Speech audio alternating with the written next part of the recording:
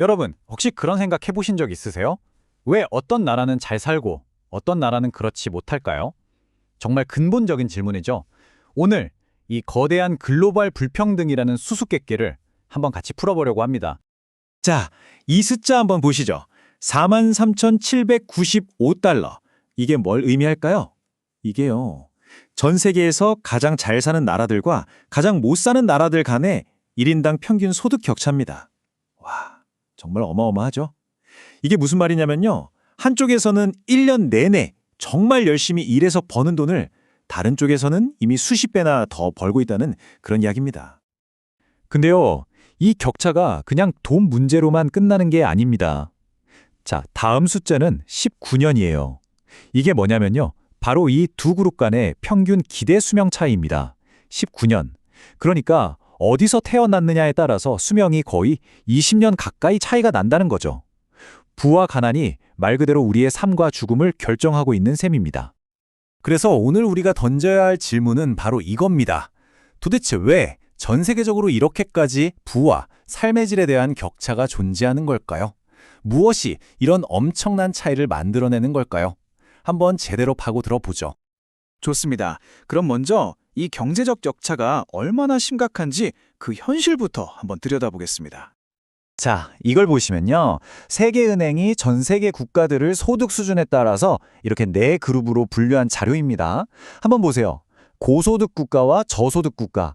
1인당 소득은 물론이고 바로 옆에 있는 평균 기대 수명까지 한번 비교해 보세요.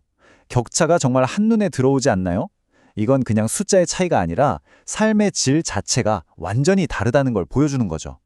이렇게 좀 암울한 현실을 봤는데요. 그런데 말이죠. 경제학에는 이런 격차를 뒤집을 수 있다는 아주 희망적인 이론이 하나 있습니다. 이름하여 위대한 따라잡기 경쟁입니다.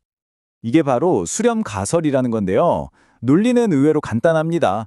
생각해보세요. 이미 모든 게 갖춰진 부자 나라보다는 이제 막 시작하는 가난한 나라가 성장할 수 있는 그러니까 여지가 훨씬 더 크다는 거죠.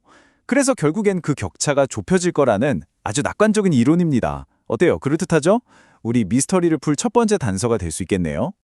하지만 이론은 이론일 뿐이었습니다. 현실은 훨씬 더 냉혹하죠? 자, 이 표를 한번 보세요. 모두가 똑같이 따라잡는 게 아니라는 걸 바로 알 수 있습니다. 대표적으로 우리 한국, 정말 기적처럼 비상했죠? 반면에 한때 남미에서 손꼽히는 부자 나라였던 베네수엘라는 어떻습니까? 끝없이 추락하고 말았습니다. 수렴은커녕 오히려 격차가 더 벌어져 버린 거죠. 바로 이 지점에서 우리의 궁금증은 더 커집니다. 아니, 따라잡을 수 있는 기회가 있는데 왜 어떤 나라는 성공하고 어떤 나라는 실패하는 걸까요? 도대체 무엇이 이들의 발목을 잡고 있는 걸까요?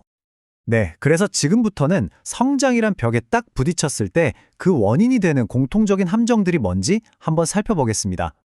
번영으로 가는 길, 이게 생각보다 순탄치 않습니다.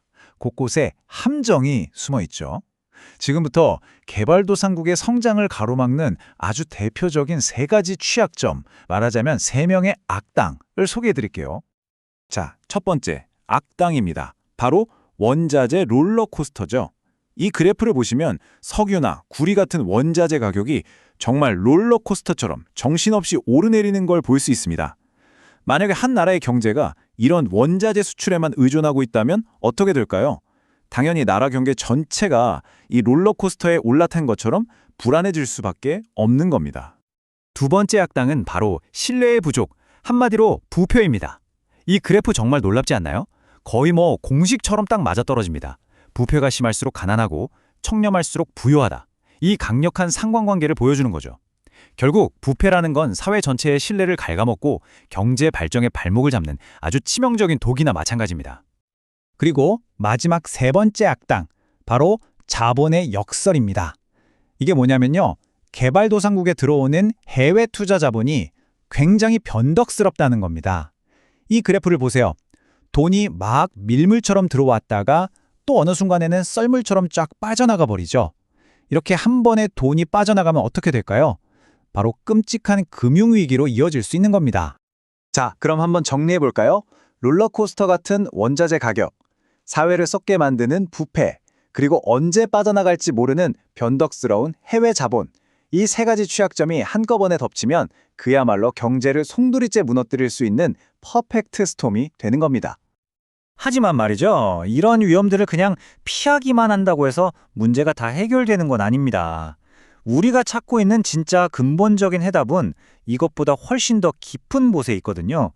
바로 게임의 규칙에 대한 이야기입니다. 네, 가장 중요한 통찰은 바로 이겁니다. 한 나라의 성공과 실패는 결국 그 나라의 제도의 퀄리티에 달려 있다는 것. 여기서 제도라고 하면 딱딱하게 들릴 수 있는데 쉽게 말해서 그 사회가 돌아가는 게임의 규칙이라고 생각하시면 됩니다. 눈에 보이는 법뿐만 아니라 눈에 보이지 않는 관행이나 문화까지 전부 포함해서요. 이게 바로 지속 가능한 성장을 여는 마스터키인 셈이죠. 그리고 이 게임의 규칙, 즉 제도는 크게 두 가지로 나뉩니다. 하나는 소수의 엘리트들이 나머지 사람들로부터 부를 빼앗아가기 쉽게 만든 착취적 제도고요. 다른 하나는 사회 구성원 대다수가 경제활동에 자유롭게 참여할 수 있도록 만든 포용적 제도입니다. 어떠세요? 이름만 딱 들어봐도 어떤 제도가 나라를 부유하게 만들지 감이 오지 않으세요? 그렇다면 왜 이 포용적 제도가 그렇게 중요할까요? 간단합니다. 이런 제도가 있어야 사람들 사이에 신뢰가 생깁니다. 또 내 재산을 뺏길 걱정 없이 안전하게 보호받을 수 있죠. 그리고 무엇보다 나도 열심히 하면 성공할 수 있다는 희망을 갖게 합니다. 바로 이런 공정한 경쟁의 장, 이런 튼튼한 토대가 있어야만 장기적이고 지속 가능한 성장이 가능한 겁니다. 결국 한 나라의 운명은 어떤 게임의 규칙을 갖추느냐에 달려있다고 볼 수 있겠습니다. 자, 그렇다면 마지막으로 가장 근본적인 질문이 남습니다. 이 중요한 게임의 규칙을 정하고 또 공정하게 운영하는 심판의 역할은 과연 누가, 어떻게 해야 하는 걸까요? 한 번쯤 깊이 생각해 볼 문제 아닐까요?